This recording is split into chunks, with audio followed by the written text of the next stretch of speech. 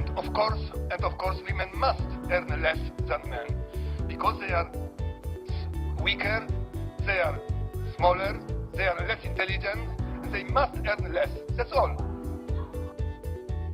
Isn't it hard to believe that even in 2017 such ideas are still present?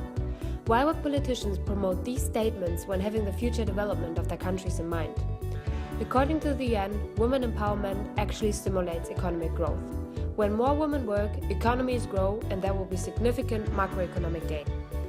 If women participate in the workforce in the same rate as men, the GDP of Japan grows 9%, the one of the US 5% and of Egypt 34%. The closing of the gender gap could add up to $28 trillion to global GDP by 2025.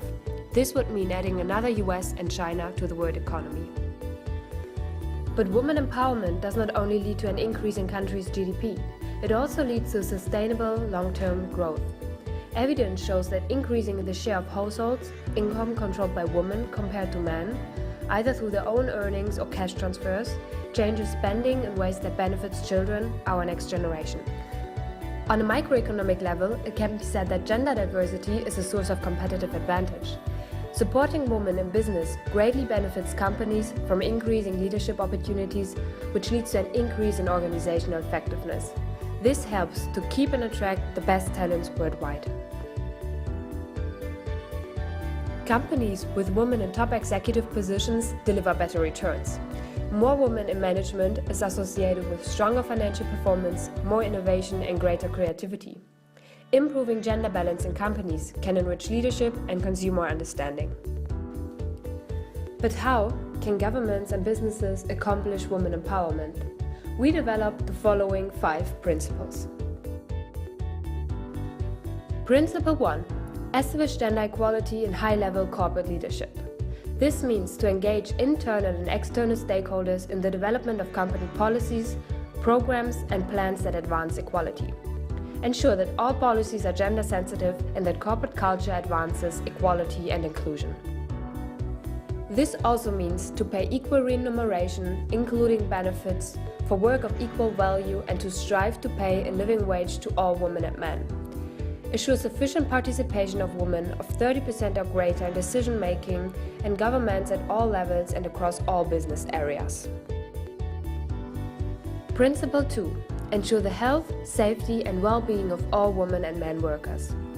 This means to establish a zero-tolerance policy towards all forms of violence and prevent sexual harassment. Provide safe working conditions and protections and disclose potential risks, including the reproductive health. Principle 3. Promote education and training for women and giving women access to the market.